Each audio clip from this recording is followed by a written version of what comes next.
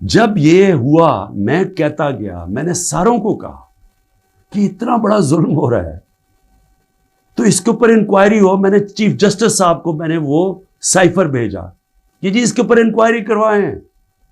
National security council के सामने रखा, नेशनल सिक्योरिटी काउंसिल के सामने 30 मार्च को मैंने रखा कि जी ये है, सारे आर्मी चीफ्स बैठे हुए थे, सर्विस चीफ्स बैठे हुए थे, सबके सामने रखा कि ये उसने लिखा है और आपका एम्बेसडर कह रहा है कि इनको प्रोटेस्ट करो कि ये किसी की जरूरत नहीं होनी चाहिए इस तरह का, किसी भी एक मुल्क को, आज़ाद मुल्क को इस तरह का ज़बान इस्तेमाल करनी।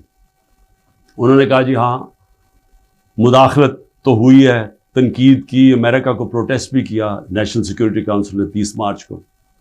मैंने पार्लियामेंट में लेके गया कि इन कैमरा मीटिंग करवाई, मैंने कहा इनके सामने रखो। ऑपोजिशन को लीडर ही नहीं आया उस मीटिंग पे, शहबाज शरीफ, आसिफ ज़रदारी, इन्होंने बॉयकॉट कर दी। क्योंकि मिले हुए थे साथ, ये इसका हिस्सा थे, ये साजिश का हिस्सा थे। क्योंकि क्या ये पाकिस्तान के प्राइम मिनिस्टर के खिलाफ एक आदमी कह रहा है कि इसको हटाओ, तो क्या ये इमरान खान छोड़े किसी भी मुल्क को इजाजत देता है ऐसे? क्या ईरान के अंदर किसी की जरूरत है कि उनके एम्बेसडर को कहे कि जाके अपने प्रेसिडेंट को हटा दे? या हिंदुस्तान में किसी की जरूरत है कि कहे कि ये एम्बेसडर कहे कि जी नरेंद्र मोदी को हटा दे? कौमी गैरत होती है, कौमें गैरत के ऊपर खड़ी होती हैं, कौम गैरत स्टैंड लेती हैं, मुश्किल वक्त गुजारती हैं और मजबूत हो जाती हैं।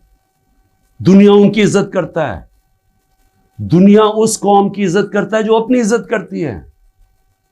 जब एक आम ऑफिशियल इस तरह का स्टेटमेंट दे और मैं उसके ऊपर कुछ हो ही ना, यानी नेशनल सिक्योरिटी काउंसिल में हैरान हो गया कि सिर्फ जी हम डिमार्च करते हैं। आप इंक्वायरी करनी चाहिए थी, पूछना चाहिए था, लिखना चाहिए था कि इसने क्यों ये कहा। और इंक्वायरी जब होनी थी तो एक आदमी ने सामने आ जाना था, जनरल बाजवा ने।